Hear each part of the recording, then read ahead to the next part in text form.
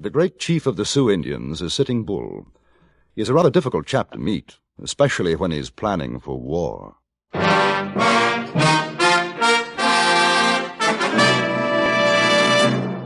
Frontier Gentleman.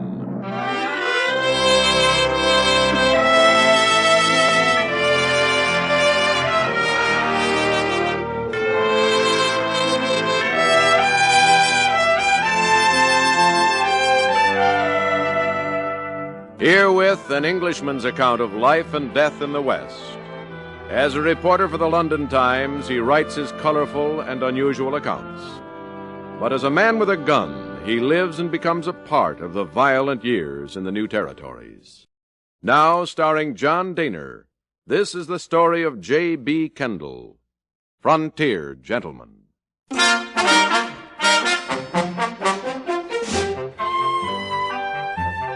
The distance from South Sunday to Rosebud in Montana Territory is about 30 miles. Due to a heavy rainstorm and my lack of funds, it had taken me a week to reach Rosebud.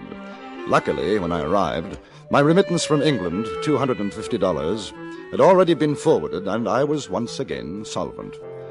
After posting off my weekly report to the London Times, I went to the most likely place in Rosebud to get local color and information. Except for the bartender polishing his glasses and a cat on the bar, the place was quite empty. I ordered a drink. 2 bits.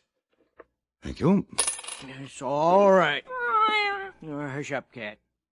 Where are you from, mister? London. London, England? That's right. Well, if that don't beat all. My great-grandpa come from there. Jackson Beeson's the name. J.B. Kendall. Well, howdy. How do you do, sir? Tell me, Mr. Beeson, what's the situation with the Indians these days? Well, now you come to the right place for that bit of news. Oh, get away, cat. Yes, sir, we're going to have trouble. You can thank your stars that we got General Gibbon here keeping an eye out. I hear tell Custer's on his way, too. Oh, bad as that, huh? Worse. Well, just yesterday, correspondence fella like you, he come in, works on the Montana Telegraph News. Jackson, he says, them Sioux is working up to a boil. Oh, it's going to be wicked. Mighty wicked. Do you think it'll mean war? I don't have to think, I know. You cat! Get out of here! Go on, get out! Get out! Darn cat's a regular drunkard.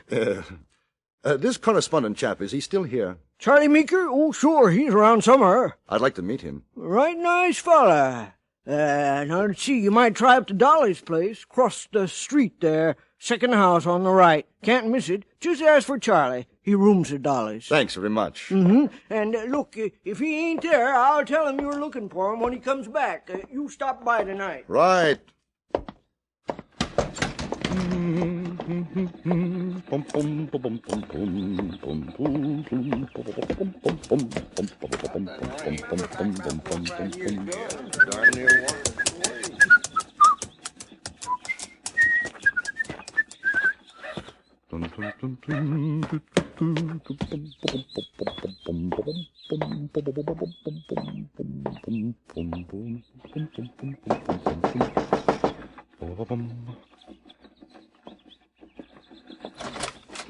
Well, hello, early bird.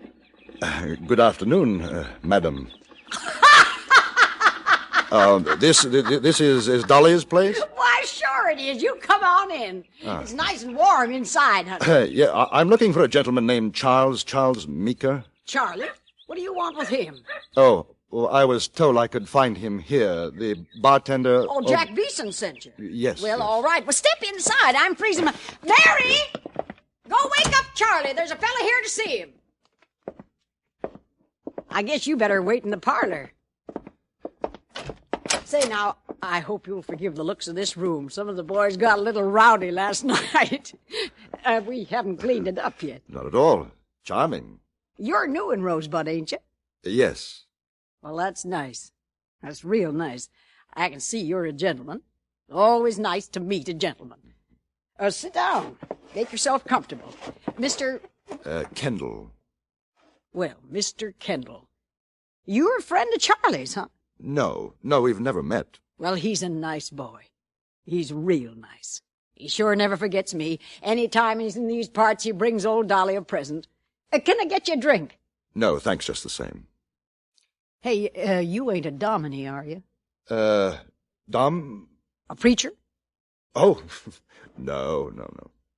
Well, I sure do admire to hear you talk. I wish you'd say something else.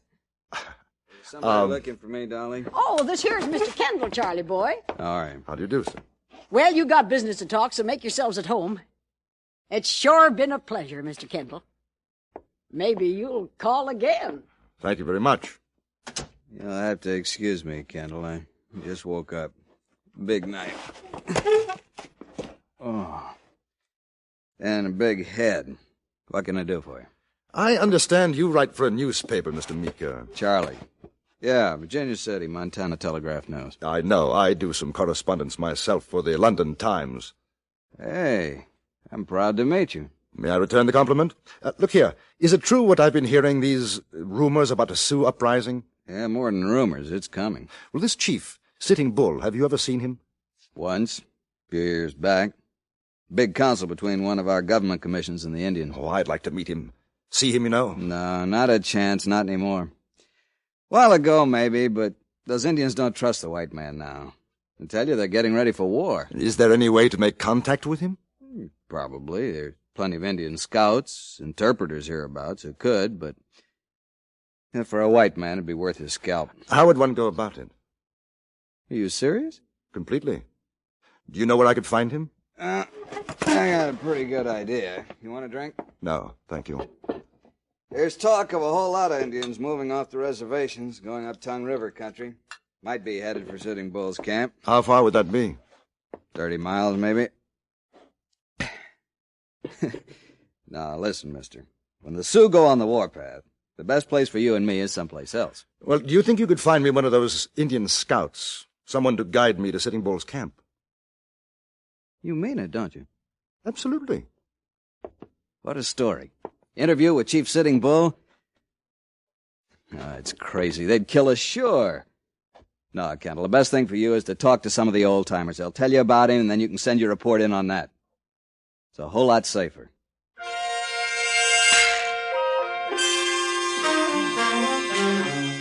That evening in Beeson's saloon, Charlie Meeker found a half-breed interpreter, Johnny Duchelle. He was a big man, dark, with handsome features, and when he smiled, which he did constantly, there was something at odds in his eyes, veiled, a coldness. He was playing a game of solitaire, and as he dealt his cards, I noticed that inside his sleeve was a wrist holster. Strapped to it, a derringer. You want to talk with Sitting Bull? That's right, Johnny. Him too? Me too. Suppose he don't want any talk with you. Suppose he want to take your scalp. That would be rather awkward. Johnny, how well do you know the chief? How well does any man know another? Charlie says you've done scouting work for General Crook. Well, doesn't that make you Sitting Bull's enemy? Yesterday I scout for the soldier. Tomorrow maybe I fight with the Indian. Who knows? Yes. Well, the point would seem to be, whose side are you on if you do guide us? If I do this thing, you put your trust in me. I see. Well, what do you say, Johnny? Can you take us to him? Black ace on the red 2. Yeah. You got $50, Silver? Kind of high, isn't it? Sitting Bull one big chief. You want me take you to Red Cloud, Crazy Horse? Maybe cost less.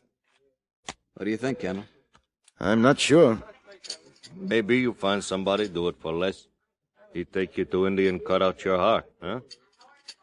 Now, Johnny's all right. 25 apiece would be worth it. All right. When, Johnny? Tomorrow. Fine. Take no guns. Hey, wait a minute. Indians see you with guns, they say you coming for no good. Without guns, in peace. No gun. It's sort of risky, isn't it, Johnny? Not with me, along with you. What time? We meet outside the state station. 6 o'clock. See you then. Well, then you better give it to me right now. There, then.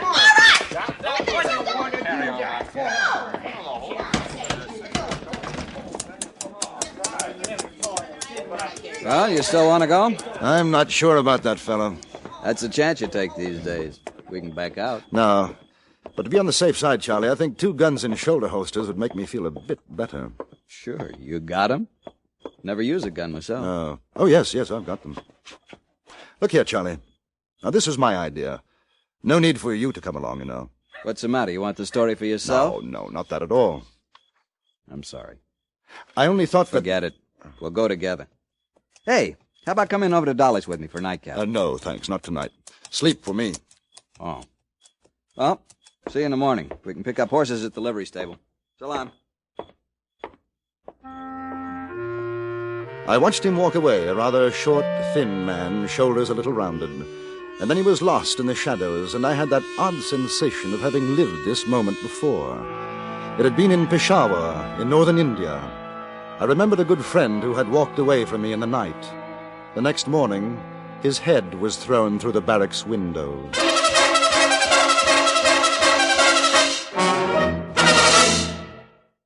In a moment we return to Frontier Gentlemen. Laugh and the world laughs with you. Cry and say, where'd everybody go? Chances are they've taken off in the direction of CBS Radio's Peter and Mary show. Peter Lindhays and Mary Healy have a magic way of banishing the blues. Their amusing notions about practically everything, the easy way they sing their songs, and the exciting personalities who visit them all make CBS Radio's Peter and Mary show a cure for the blues. Listen for them on most of these same stations tomorrow. And now we return you to Anthony Ellis's production of Frontier Gentlemen.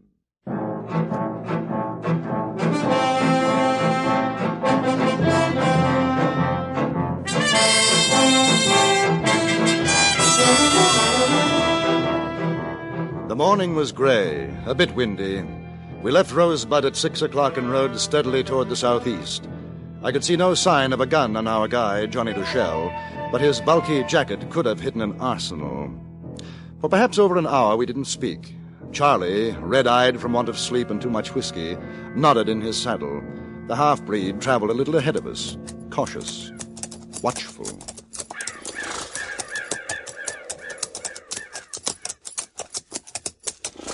Hey, Kendall. Yes? Never drink Dolly's rot gut. I won't. I can take the pepper, even the tobacco juice she puts in it. But that whiskey... You know, we had a cure for your complaint in India. Oh? Curry powder, ginger, a snake's head, preferably a cobra, a big spoon of sugar, stew the whole thing in a pot of strong tea, and then drink it down. Exactly. It's a miraculous cure. You'd probably end up chucking the whole mess out the window, but you forgot your headache. What were you doing in India? Army, mostly. Officer? At one time, captain. See much fighting? Enough. What were you with? Cavalry regiment. You don't like to talk about it much, do you? No, not much. Hey, better hold up. Johnny's seen something.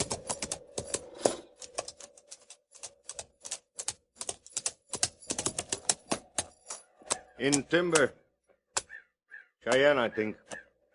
You stay. I talk to them.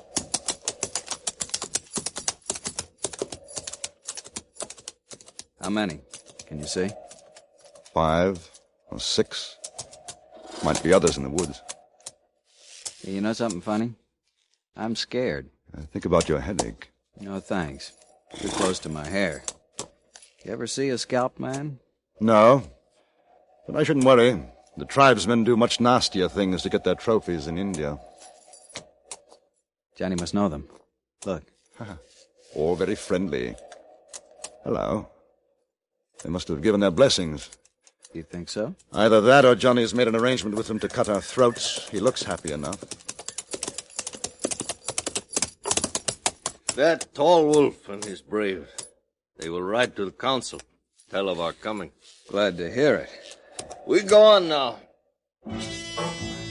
Johnny smiled, turned away, and we rode on. I had the distinct feeling that he knew exactly what he was doing, and we didn't. Another hour passed. If there were more Indians about, we didn't see them. The terrain was becoming more rugged, and when we reached a narrow stream, Johnny called a halt. We rest the horses. All right. I think I'll get myself a drink. Water, that is. Funny, we haven't seen any more Indians, Johnny. They all at great council. You seem pretty sure we won't be attacked. I told Tall Wolf you come in peace. Possibly there are others beside Tall Wolf who won't feel as he does. Possibly. We see at the council. But you're not worried, though. I am not worried. You're smiling. Good for a man to smile. Depends on his reason. I smile because you paid me $50 silver to bring you here. Tell me, Johnny, what will it cost to take us back? The cost to you will not matter. I think you will not be going back. He made a slight movement with his hand, and a derringer appeared in it. For a moment, I had forgotten his wrist holster. He was standing no more than 4 feet from me, and I didn't move. If you've ever seen what a 41 derringer can do to a man, you'd understand. Then he brought out a revolver from his jacket and backed away a few steps. That was when I saw Charlie at the stream. He had a rock in his hand, his arm cocked back. At the moment he threw it, the half-breed turned and saw him.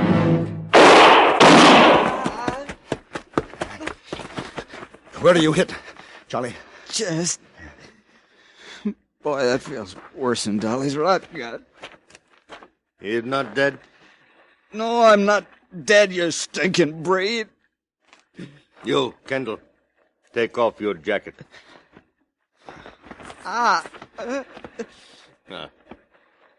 Untie those shoulder holsters.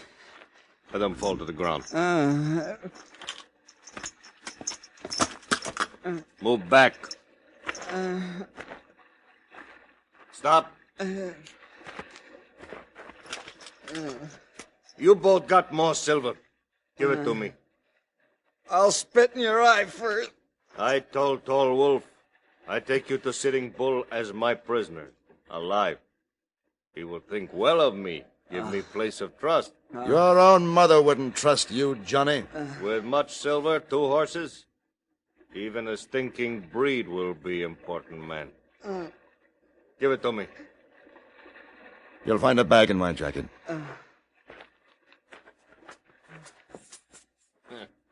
Good.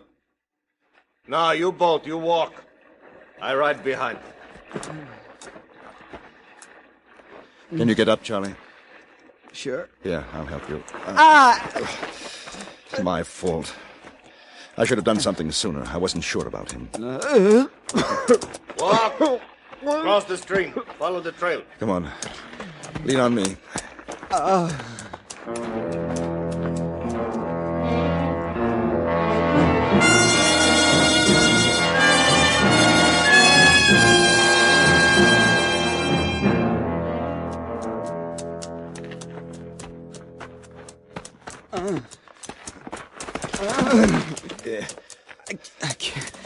I can't go on anymore.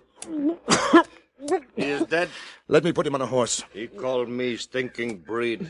Let him walk. He can't. He's done in. Then you carry him. Let him rest for a minute. A minute. Charlie, can you hear me? Listen to me, Charlie. The trail narrows a few yards along. There's a slope on our left. Do you hear me, Charlie? Yeah. I'm going to let you fall. If I can get him to take his eyes off me, there's a knife in my boot. All right. Good luck. All right, Charlie. Up you come.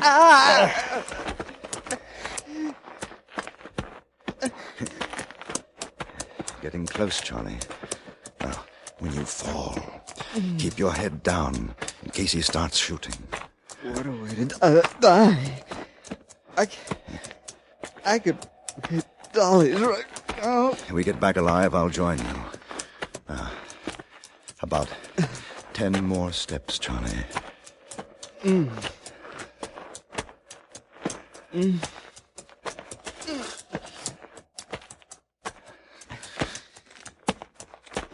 Now, Charlie.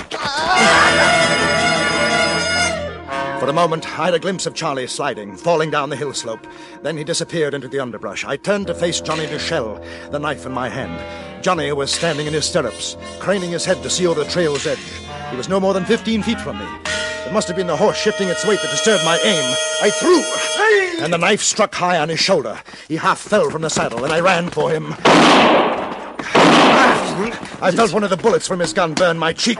Then we were rolling down the hill. Somewhere on the way, he lost the gun, but the knife was stabbing, cutting at me.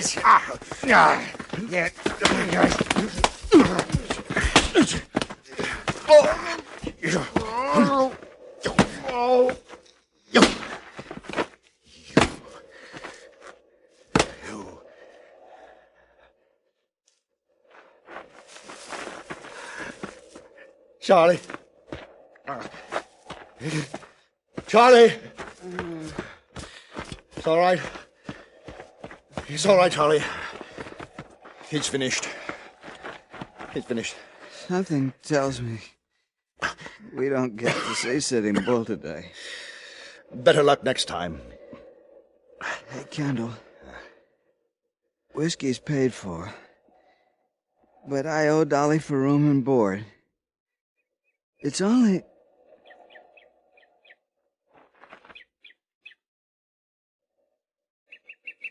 Charlie?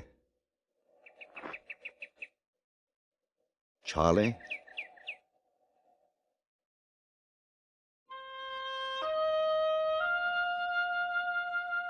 I took Charlie back to Rosebud, to Dolly's place.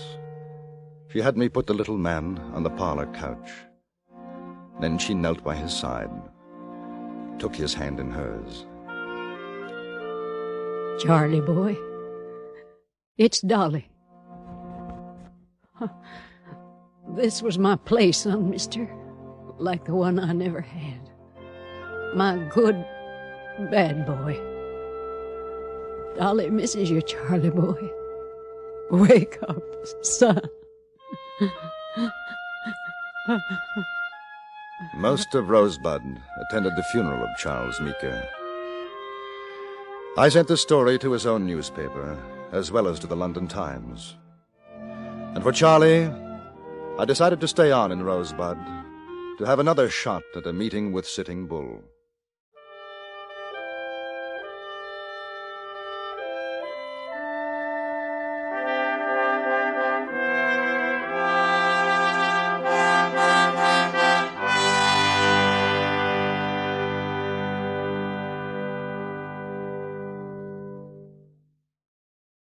Frontier Gentleman was written, produced, and directed by Anthony Ellis, and stars John Daner as J.B. Kendall. Featured in the cast were Jeanette Nolan, Lawrence Dobkin, Harry Bartell, and Junius Matthews. Music was composed by Jerry Goldsmith and conducted by Wilbur Hatch.